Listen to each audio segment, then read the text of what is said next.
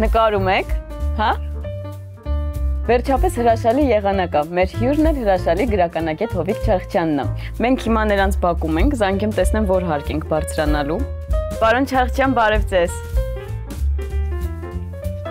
Բայ, ես ձեզ չեմ տեսնում, մենք որ հարկ ենք գալու։ Շատ լավ, շնորհակալություն, եկանք դեպ։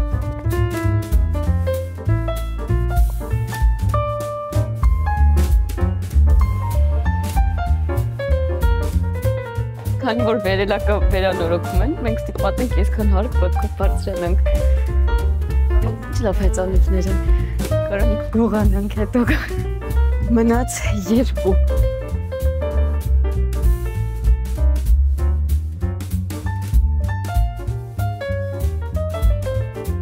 Հետաքրքիր նկար, հաստատ տեստան է ինչ-որ երեխա եղավ։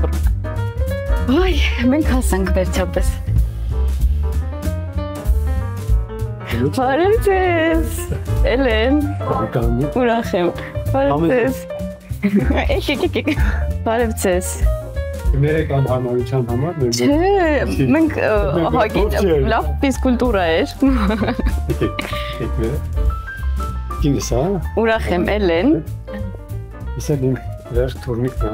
Այ, բարև։ Ես ինչի հողլա։ Ամաչում է, ոչինչ, ընթացքում կգա ինձ թվում է։ Բարև, Էլեն։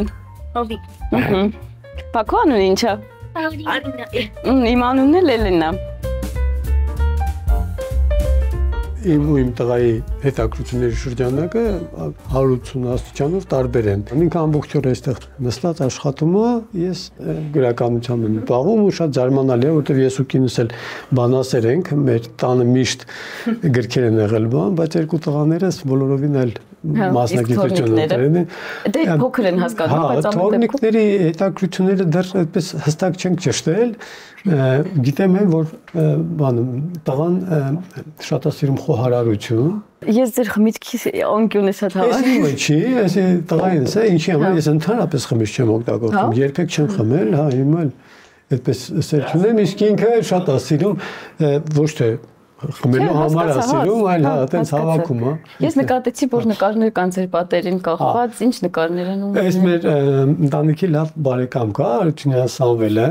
նկարիչ է, ինքը երբեմն որ հյուր է գալիս, իր հետ այդպես նկարներ է բերում։ Իսկ ես մի նկարը։ Որը, հա, այս էլի Սամվելի նկարն է։ Հա, Սամվելի արածն աշխատանքներից է։ Տեսեք, այն մյուսները լրիվ ուրիշ ֆորմատ են մեջ, հա, նայենք, այս էլ է իր հա, այս էլ է իր աշխատանքը։ Հա, այս էլ շատ տարբեր է այն երկուսից։ Հա, հա, հա։ Իմ բանտանել է շատ սիրում նկարել, շատ սիրում, հա։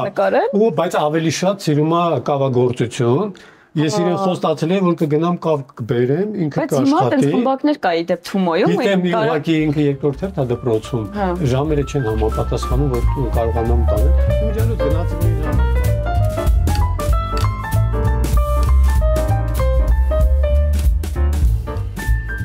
Ինձ կպատմեք ձեր մանկությունից։ Որտեղից եք գալիս։ Արարատի շրջանի Բանաշեն գյուղից եմ, նախկին անունը Թայթան, այդպես էր կոչվում, Թայթան նշանակում է մեկ տուն, թուրքերեն այդպես բառը 20-ականներին հիմնադրվել։ Ինքս այդ գյուղից եմ ու ես ինձ միշտ համարում եմ այդ գյուղից, ես երբեք չդարձա ոչ մի կերպ Երևանցի, թեև արդեն 40 տարի չափես տեղ եմ ապրում, բայց այնտեղ է իմ աշխարհը, ես որ գնում եմ այնտեղ մոտոց երկրորդ շնչառություն է բացում ինձ ավելի։ Ես հասկանում եմ։ Քաղաքում մի քիչ այդպես չգիտեք, այստեղ եթե ինչ որ մեկին զանգ է տալիս, անպայման գործ ունի։ Հա, այնտեղ այդպես չի, այնտեղ կարելի է նաև ուղղակի գնալ հատնել ոնց ես, ուզում եի ուղղակի իմանալ ոնց ես, ինչպես է։ Ես ձեզ հասկանում եմ, ես ինքը Ստեփանավանից եմ, հետո Կիրովականում եմ ապրել, նոր 4 տարի է Երևանում, բայց ես էլ ինձ չեմ համարում երևանցի ու երևի որ 40 տարի էլ ավելանա, էլի չեմ համարել։ Սովորաբար բոլոր նրանք, ովքեր գալիս են մարզերից, նրանց համար միշտ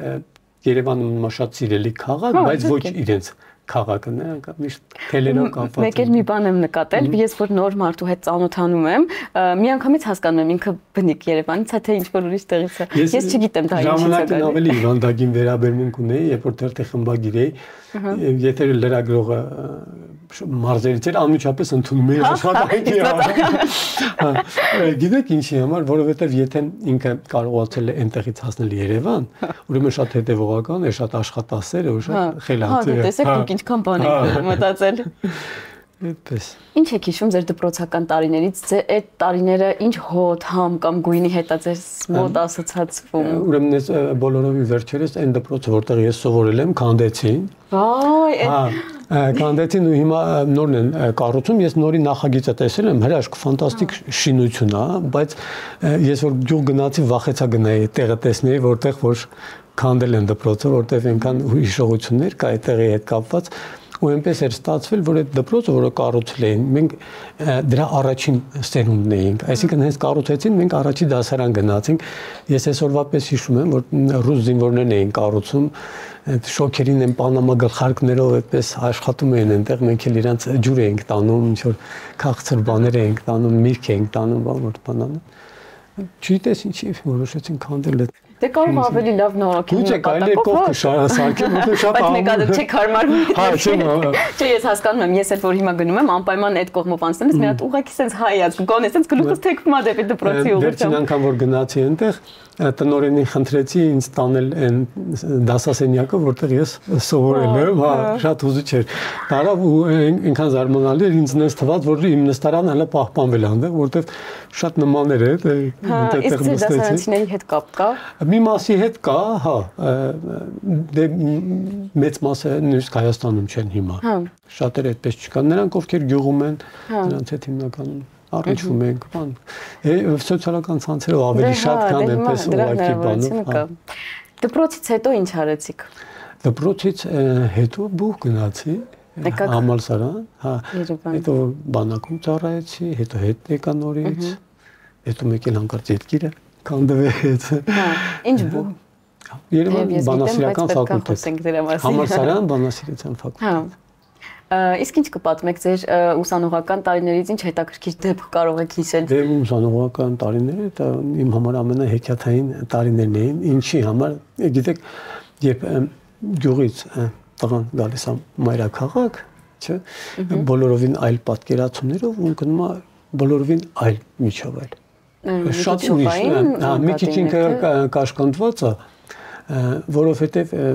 իրեն թվում է, թե ինքը դեռ շատ բաներ չգիտի, իսկ նրանք, ովքեր իր տարեկիցներն են, բայց Երևանից են, չէ, ինչ որ առավելություններ ունեն իր նկատմամբ։ Իմ մոտ այդ ես հիշում եմ այդ սկզբնական շրջանում այդ ամեն ինչը դեռ կար ու պատմեմ, թե այդ ամեն ինչը ոնց կոտրվեց։ Համալսարանում բանաստեղծությունների մրցույթ հայտարարվեց, մրցույթի կանոնները հետևյալ կերպ են, ցանկացած մեկը, ով ուզում է, կարող է որևէ ստեղծագործություն համարով, ոչ անուն ազգանով, համարով գցել արկղիկի մեջ, հետո ժյուրիի կազմը, որում ասեմ ովքեր են ժյուրի կազմը, Համոսահյան, Ռազմիկ Դավոյան, բան այնպես այնպես սովորական ժյուրիի կազմ չէի սպասում։ Այդպես պիտի ընթերցվեին դրանք ու դահլիճում պիտի հայտարարվեին թե ով է լավագույն հաղթողները մի խոսքով, հա։ Ես էլ այդպես վախվորած, որ ոչ մեկ չտեսնի, որ ես էլ եմ այնտեղ ինչ որ բան գցում, այդպես մի բանաստեղծություն նետեցի, բան։ Հետո եկավ այդ մրցույթի օրը, կարդացին, այդպես բան ու այնպես ստացեց, որ ես առաջին մրցանակը ստացա, այդ օրը իմ մեջ կոտրվեց այդ կաշկանդումների պատը, ես հասկացա, որ ես իրականում այդքան էլ վատը չեմ, ինչքան իմ մասին մտածում էի, մի քիչ ավելի համարձակ։ Իսկ այդ բանաստեղծությունը հիմա կա կամ հիշում եք կամ ինչ որ միտեղ։ Չեմ հիշում, բայց հա, տպագրվել է։ Ես օրինակ դա կուզենայի անպայման կարդալ, որովհետև այդ պահը իմ համար շատ կարևոր է։ Ես իսկապես հիմա չեմ հիշում։ Հա, դե հասկանում եմ։ Բացարձակ չեմ հիշում, չէ։ Հա, դե ոյ դուք հիշում եք։ Այ տենց է։ What տեսում եք ինքն իմ հիշողությունն։ Ձեր կնոջդ ոնց եք ծանոթացել։ Ոչ լավ բան ասեցիք, ես պետք է ֆիքսել։ Ձեր կին ձեր հիշողությունն է։ Տեսեք, բանն է, որ մենք դեռ դպրոցական տարիներին ես գյուղից ինքը Երևանից գնացել ենք նույն ժուրնալիստիկայի դպրոցը։ Այն ժամանակ Ֆուչիկի անվան ժուրնալիստիկայի ակադեմիա կար։ Այնտեղից իրար հետ գիտեինք, պիոներ պալատում էր, հա։ Հետո որ ընդունվեցինք, տեսանք, որ համակուրսեցիներ ենք։ Հա։ Այդպես միասին սովորում էինք։ Հետո ինձ բան եկավ, որ ես մի բանակ գնամ, Պավեսկային չի ասում, հա։ Ու ես տենց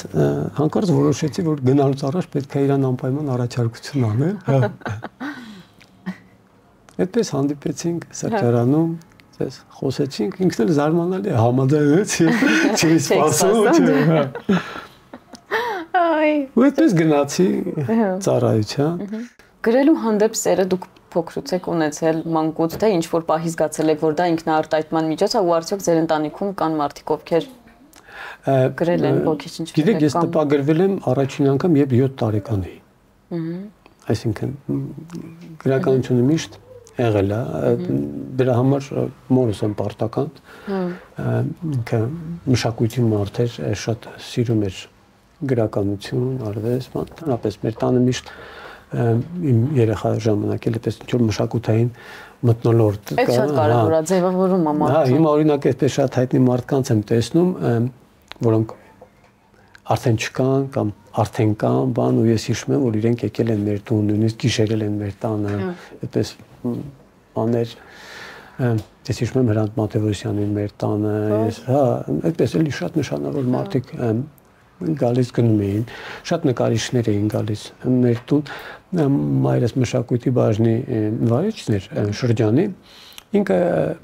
ակումբների ձևավորման համար նկարիչներին պատրերներ էր տալիս մշակութային օջախներում, իրենք էլ որպես շնորհակալություն մորս նկարներ էին նվիրում ու այնպես ստացեց, որ մեր տանը լցվեց շատ այդպես նկարիչների գեղարվեստական աշխատանքներով, կոսկով շատ այդպես մարդիկ կային այդ տարիքում երբեմն մեջ որ ինչ որ մարդու ներկայությունից շատ տպավորվում ես ես օրինակ այդպես հիշում եմ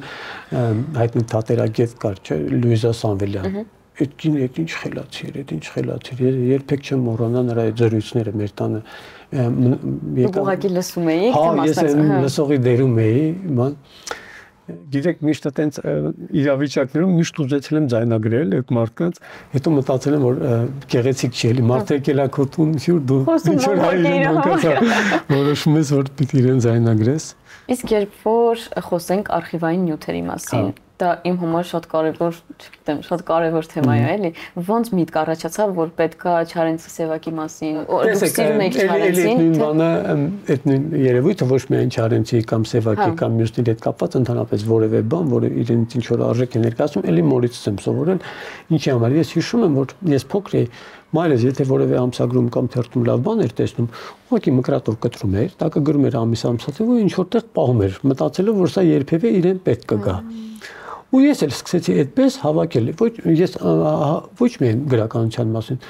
գիտության բնագավառից, չգիտեմ, արվեստի բնագավառից, բժշկության բնագավառից, բան այնպիսի նյութեր, որ կարծում եմ, որ ինձ հետաքրքիր է, որ ես այս ինֆորմացիան պիտի իմանամ կամ եթե երբևէ անհրաժեշտ լինի, ես օրինակ հիշում եմ իմ ընկերներից մեկը, հետո տարիներ հետո, երբ որ ինձ ասաց ուզում եմ բանի մասին ֆիլմ նկարահանել, երկրաշարժի մասին, ես իմ ամբողջ արկղը տվեցի իրեն, հավաքել է այդ ամբողջ էպես կտրտված նյութեր բան ու իրան այդ ամեն ինչը շատ պետք եղավ, որտեղ այնտեղ բաներ կար, որ հետո ուրիշ տեղ անհնար էր։ Գիտեք, մենք ապրել ենք մի ժամանակաշրջան, երբ որ չկային համակարգիչ, մեր համար այդ թուղթը շատ ավելի կարևոր է ու մինչև հիմա էլ այդ բանը իմ մոտ ես օրինակ երբ ասում եմ որ ես իմ գրքերը թղթի վրա եմ գրում զարմանում են ասում եմ բա համակարգիչ կա ինչի այնտեղ չես անում ասում եմ արդեն սովորել եմ այդպես ես պիտի նախ թղթի վրա հետո անցկացնեմ մի բան հարցնեմ էլի այսինքն այդ արխիվային նյութեր ստեղծելը կարելի է ասել որ պատահական հանկարծակի եղավ ձեր մոտ այսինքն դուք չեք մտածում չէ որ պետքա բոլորովին ես ավելին ասեմ ես նույնիսկ մտադրություն չեմ ունեցել գրել գիրք ասենք Չարենցի մասին կամ Սևակի մասին երբեք այդպիսի մտադրություն չի եղել անհրաժեշտությունը կամ այդ պահը թելադրում է քո հաջորդ գործողությունը ես օրինակ զարմանամ եթե ինչ որ մեկը ինձ ասի ես պլանավորել եմ այս գիրքը ես չեմ հասկանում ոնց կարելի է գիրքը պլանավորել ինքը պիտի հասունանա քո ներսում, այնքան կուտակվի, որ դու տեսնես, որ այլևս չես կարողանում քո ներսում պահել, ու այդպես հանես, ու երբ ես այդ կենսագրական վեպերը գրում էի, ինձ շատերը սկսեցին գիրք պատվիրել, բայց գիրք գրի այդ Կոմիտասի մասին, չգիտեմ, գիրք գրի Տերյանի մասին, ասում այդպես չի կարելի, ես չեմ կարող այդ մարդու մաշկի տակ մտնել, ինքը պիտի ինձ հորիքի հարազատ լինի, ես պիտի իրեն ամբողջությամբ ընկալեմ, հետո նոր կարողանամ բան անել։ Տեսեք, ես հիմա նյութեր եմ հավաքում Բաքունցի մասին։ Հա, բայց ես չգիտեմ, ես կգրեմ այդ գիրքը թե չէ։ Այսինքն, եթե ես զգամ, որ ես հասկանում եմ Բաքունցին այնպես, ինչպես պիտի հասկանամ իրեն մարդկայնորեն, եւ որպես գրող, եւ որպես մարդ, եւ որպես որդի, եւ որպես ամուսին, այդպես բոլոր ասպեկտներով։ Այդ ժամանակ ես կամարցակվում գրել։ Եթե ես տեսնեմ, որ չէ ինչ-որ բան թերի, կհրաժարվեմ այդ մտքից։ Հա, այսինքն այդ ընթացքի մեջ է հասկացվում ինքը process է, այսինքն նյութ հավաքելը դեռ չի նշանակում որ դու անպայման գրել ես։ Հասկացա, ոնց որ մարդու հետ ծանոթանաս, կստացվի կշփվես, չի ստացվի հաջողություն կմարթես։ Շատ հետաքրքիր է, բայց ինձ մի բան է հետաքրքիր, ինչպես է ստացվում, որ երկու ծայրահեղ տարբեր գրողների մաշկի տակ կարողացաք դուք մտնել ու հասկանալ, որովհետև թեև հնարավոր է որ շատ խորապես չեմ ուսումնասիրել ոչ մեկին ոչ մյուսին, ես Չարենց եմ շատ սիրում ավելի շատ, բայց գիտեմ որ շատ տարբեր են։ Մի այսպեսի օրինակ բերեմ, կներեք, եթե անհամեստությունա զուգահեռը, չի ուզենա այդքան անհամեստ գտնել, ուղղակի այդպես է օրինակը Չարլի Չապլինը երբ նկարում է այդ բռնակալ ֆիլմը Հիտլերի մասին, չէ՞, այդպես կերպար այդպեսիներ բան, այդպես զրույցներից մեկի ժամանակ ասում է, գիտեք, ես ինչի ամենաշատ ինչից եմ սարսափում։ Ես սարսափում եմ, որ մարդիկ այս ֆիլմը կդիտեն, միայն Հիտլերին կտեսնեն։ Իսկ ես ուզում եմ, որ իրենք տեսնեն սրա մեջ աշխարհի բոլոր բռնակալներին։ Այ հիմա նույնը իմ հետ է կատարվում։ Երբ որ ես Սևակի մասին գրում եմ կամ Չարենցի մասին գրում եմ, ես սարսափում եմ, որ մարդիկ դրա մեջ միայն Սևակին կտեսնեն կամ միայն Չարենցին կտեսնեն։ Միշտեր մտահղացումը բոլորովին այլ կերպ է։ Ես ուզում եմ, որ Սևակի գրքերում տեսնեն սիրահարված տղամարդու փոխեք անունը գրքի։ Եվ դուք նշում եք, որ այդքան պետք չի կենտրոնանալ Սուլամիթայի կերպարի վրա։ Ասում ցանկացած պայման գրքում ամեն ինչը պայմանականություն է։ Ամենը կարևորը այն է, թե դու ինչ ես ուզում դրանով ասել։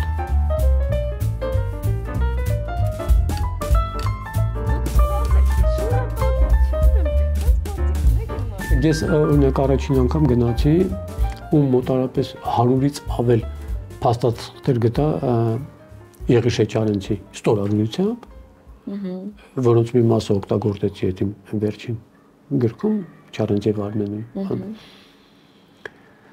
որը վերաբերում էր առաջին հանրապետության շրջանին, մի հատ չուսումնասիրված շրջան Չարենցի Իսկ դա որ շրջաններ, անտիկների շրջաններ։ Չէ, 1919-ից 20-ից մինչև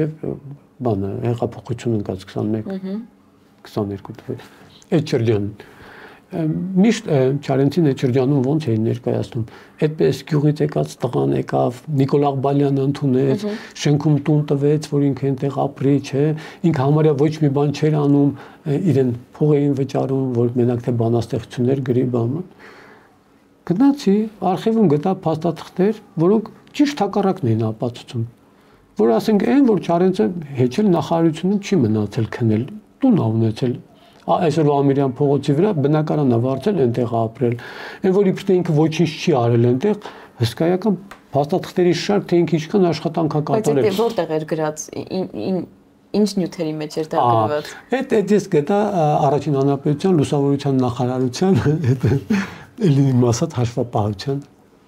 բաների մեջ կամ այն գործավարական թղթերի մեջ։ Այսինքն պետք է գնալ որոնել այնպիսի մի տեղում,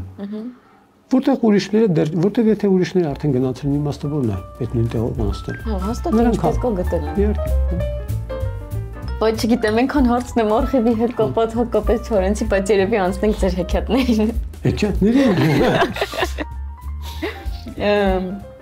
Հեքիաթ գրելն էլ իրականում բարդ է, որովհետև երեխաներին զարմացնելը առհասարակ բարդ է, կամ ինչ-որ մի բան իրենց մեջ շարժելը, հետաքրքրություն առաջացնելը։ Ոնց եկավ այդ միտքը, որ դուք պետք է հեքիաթ գրեք, ու ես ունեմ իմ համար շատ հետաքրքիր հարց, արդյոք ձեր մանկությունը կա այդ հեքիաթների մեջ, թե ավելի շատ ոգեշնչվել եք ձեր թորնիկներից, որովհետև ես տեսնում եմ ձեր վերաբերմունքը ձեր թորնիկների հանդեպ ինչ։ Եթե կուզեք, ես ավելի անկեղծ ասեմ ձեզ, այդ հեքիաթի հեղինակը նույնիսկ ես էլ չեմ։ Այդ հեքիաթը իմ տատն է ինձ պատմել։ Հա։ Ես հետո ուղղակի իրան վերածեցի այդպես հեքիաթ։ Այդ էլ ինչ-որ չափով արխիվ է, ուրեմն։ Ես ուղղակի հիշում էի մանկությունից իմ տատի պատմած հեքիաթները, մեծ շատ տպավորվել է, հա։ Իմ տատը ոչ թե կարծած հեքիաթներ էր պատմում, այլ ինքն էր հորինում, իրեն այդպես հատուկ։ Հիմա էլ նույն իմ թորներն են ինձ պահանջում, երբեմն ինձ ասում են դե արի մեզ հեքիաթ պատմի, այս ինչ բանի մասին։ Ու ես պիտի, հա, տեսեք որ անում եք, հետո էլ ասեք չեմ անում։ Ու այդպես ես բանում անում, ու ինձն էր հետաքրքիր, որ հենց հիմա մենք հեքիաթների մատենաշար ենք տպագրում հրատարակություններից մեկի հետ, հենց երեք առաջի գիրքը արդեն դուրս եկի, ինչ համար ես շատ ուրախ եմ, ու հիմա ուղղակի չեմ ուզում բացահայտել որտեղի հիմա չի, բայց ուղղակի սկզբունք ասեմ, մենք ոնց ենք որոշել, թե ինչ հեքիաթներ ենք տպագրելու։ Տեսեք, երեք տպագրվեց մի հեքիաթ, որը իմ ծնողները իմ համար էին կարդացել։ Հետո ես կարդացել եմ իմ տղաների համար, չէ՞։ Հետո ու հիմա ես ուզում եմ, որ իմ թոռների համար էլ այդ կարդացի։ Իսկ դա շատ փոփոխությունների ենթարկվել, թե չէ, նույն ստեղծագործությունն է, ու քանի որ դուք վանաձորցի եք, մի բան էլ ասեմ, որ այդ հեքիաթը ժամանակին թարգմանել է Ստեփան Զորյանը, ձեր հայրենակիցը, իսկ ինչպես գիտեք, այդ կարգի գրողները հենց այնպես չէին ընտրում, թե ինչ թարգմանեն։ Չէ, նրանք հատուկ հեքիաթ, որը գիտես խի, այսօր մոռացվել է, պետք է բերել, հիշեցնել մարդկանց նորից, որ կան սենց հրաշալի գործեր, որովհետև հիմա ցավոք այդ դաշտը ինքան Էման եթե թույլ տա ես կպատմեմ այդ բանը, որովհետև մի քանի օր առաջ դպրոցից ցանկ էր ստացել, թե երեխան ինչ գրականություն պիտի կարդա։ Ես որ ցանկը տեսա, զայրույթից չէի իմանում ինչ անեի։ Էմային խնդրեցի, որ ինքը ուսուցչի հետ խոսա, ասի որտեղից եք դուք ստանում այս ցանկը, որտեղ այնտեղ աշխարհի բոլոր անհաջող հեղինակների անհաջող հեքիաթներն էին ու այսպիսի տպավորություններ, որ այդ ուղակի այդ ցանկը տալիս են երեխաներին, որ այդ գրքերը վաճառվեն այնտեղ։ Ինչ որ բան ասացիք։ Իսկ կարող է ուղղակի հայտնի են այդ հեղինակները։ Ես անձամբ եմ շատ էլ ինչ անած գիտեմ ու մասին է խոսքը, ինչ գործերի մասին է խոսքը։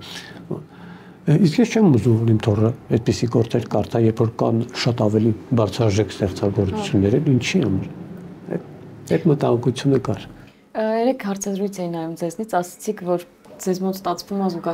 զուգահեռ մի քանի գիրք գրել, ես երբեք չեմ գրել, ես էլ կարդացել եմ մի քանի գիրք, բայց դա ինձ խանգարել է, որովհետև շեղվել եմ ու ինչ որ մեկի մեջ երբեք չի ստացվել, sense այնքան տրվել, այնքան խորանալ, միշտ sense անդադ խար ցակուցրիվ ա եղել, ոնց է ձեզ մոտ լինում, այն էլ որ դուք գրում եք, ոչ թե ուղղակի ինֆորմացիա եք վերցնում։ Այդ փրկությունն է, նույնիսկ անհրաժեշտություն է, այդպես ես հենց հիմա զուգահեռ 4 գրքի վրա եմ աշխատում, հենց հիմա։ Բայց տեսեք, որ ինչի է այդ կարևոր, շատ։ Դու ես մեկի վրա աշխատում ես, մեկ էլ հանկարծ ուզում ես, որ քո մոտ լճացում է, չես կարողանում առաջ գնալ, չես կարողանում առաջ գնալ։ Թող այստեղ մնա։ Մի քիչ էլ հասունանա, մի քիչ էլ մանան։ Այնտեղ աշխատում ես, դաշտը փոխել ես, շարունակում ես, հետո զգացիր, որ արդեն մեջդ արթնանացանկություն նորից հետ վերադառնալու է այստեղ։ Այդ ժամանակ նորից արի։ Հա, միշտ ինձ թվացել է, որ դա խանգարող բան է, բայց Չէ, բոլորը նույնիսկ շատ օգնում է, այդպես անընդհատ փոփոխումը։ Չգիտեմ, ասենք դուք կարող եք Երևանում ունենաք շատ սիրելի սրճարան, բայց երբեմն փոխեք, չէ՞, այդ վայրը։ Դա նոր տպավորություն է, այդ նույն բանն էլ այնտեղ է կատարվում։ Հասկացա։ Ինչ կարծիք ունեք ժամանակակից գրականության մասին, եւ համաշխարհային, եւ հայ։ Հա։ Դե հասկանալի է, որոշ միտումներ փոխվել են, որոշակի մոտեցումներ փոխվել են եւ գրողների մոտ եւ ընթերցողների մոտ։ Օրինակ կա այսպիսի անհանգստացնող բան, ինչ որ մտահոգում եմ, մարդկանց թվում է, թե գրականությունը դա ինչ որ բանի մասին պատմելն է։ Եթե այդպես լիներ, մոլորակի 8 միլիարդ բնակիչներից յուրաքանչյուրը պոտենցիալ գրող կլիներ, որտեղ ամեն մարդ պատմելու բան ունի։ Չէ, ցանկացած մեկն էլ կարող է ինչ որ հետաքրքիր բան պատմել, բայց այդ գրականություն չի։ Ուրեմն գրականությունը մի քիչ այլ բան է, քան ուղղակի ինչ որ պատմություն պատմելը, որովհետև այդ պատմությունը, որին մենք ասում ենք սյուժե, չէ, կամ սցենար, կամ չգիտեմ ինչ, ինքը ուղղակի գործիք է, միջոց, որը օգնում է մեզ մեր հիմնական միտքը, գաղափարը, ասելիքը փոխանցելու։ Ես այսպեսի մի բան բերեմ, Մոնը նկարիչ,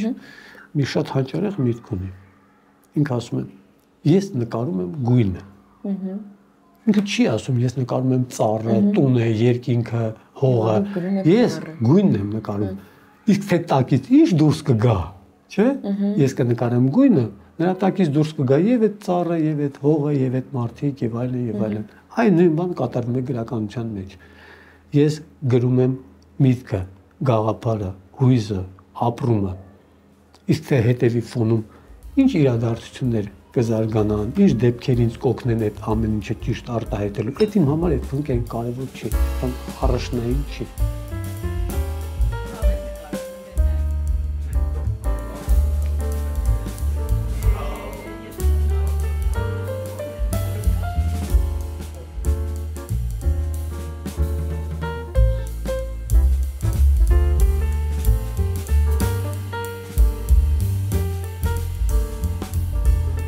Ձեր գյուղի տունը ինչ ձևի է։ Բայց հիմա նորն են կառուցել, հինը քանդել են, այնտեղ որտեղ ես ծնվել եմ չկա այդ տունը, հա։ Մենք գանք, թե չէ, սպասենք։ Համեցեք։ Այս այդ քո ասած արտղերն են, որ դու ուզում էիր տեսնել։ Այս նվիրում եք ինձ։ Իհարկե։ Բայց չեք մակագրելու։ Մակագրեմ։ Գիտեք, սրանցից մեկի մեջ Սուլամիթայի նամակներն են։ Օգնեմ ձեզ։ Այս էլ ինչ որ բան ընկավ գիտեք։ Ոչինչ, ես կհավաքեմ։ Եկեք նայեք այդ նամակները ձեզ կհետաքրքրեն։ Այսպես բացեք։ Այսպես նայեք։ Այս իրաց նամակագրությունն է։ Իսկ ես ինչ։ Էսի բանի Սուլամիթայի եղբայրը Քոչարին է նկարել, Երևան Քոչարի արվեստանոց են գնացել, այդ լուսանկարների պատճեններն էին ուղարկել Սուլամիթան։ Հիմա դուք կապ ունեք իր հետ։ Թե լորցեն։ Այս իր գերեզմանն է Սևակի սկզբնական շրջանում։ Հա, իհարկե կապ կա։ Այսա, էլի նամակներն են։ Այն գրքում դուք թարգմանությունն եք կարդացել, սրանք ռուսերեն էին, ուսանք Բերցանումը շատ բարդ էր այդ շրջանում։ Հարսանիքի քավոր են Սևակը ունելի, իսկ ես անուշ իմ ազգականն է։ Ես հենց այս հարսանիքի ժամանակ Սևակին տեսել եմ։ Ես այս հարսանիքի հյուրն էի, այսպես ասած։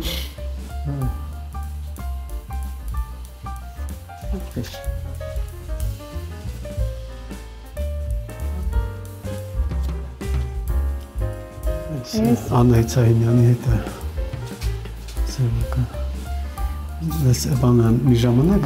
Անահիտ Սահինյանը Արարատ թերթի խմբագիրն էր։ Այս խմբագրակազմի աշխատողներից մեկն է Ամբիկը Սաֆարյան, գնացել են Սևակի տուն, այնտեղ միասին նկարվել են։ Այդպես մի խոսքով, այսպեսի մի արկղային վիճակ էլի։ Շատ հետաքրքիր, սրանք դե իհարկե ահագին ժամանակ է պետք որ ամբողջը տնես, նայես, ուսումնասիրես։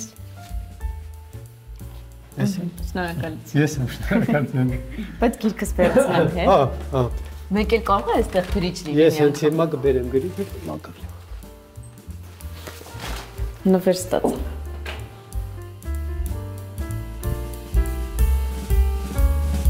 Առանց ակնոցի արդեն չեմ տեսնում, տեսողությունս բանի նման չի։ Բայց շնորհակալություն շատ։ Ես եմ շնորհակալ։ Մերսի գնացինք դե։ Լավ եք։ Դուք էլ։ Էլի կսպասեմ ձեզ համեցեք։ Ես կգամ պայման, շատ շնորհակալ եմ գրքի համար ու զրույցի ու սուրճի։ Հաջողություն։ Հաջողություն ձեզ։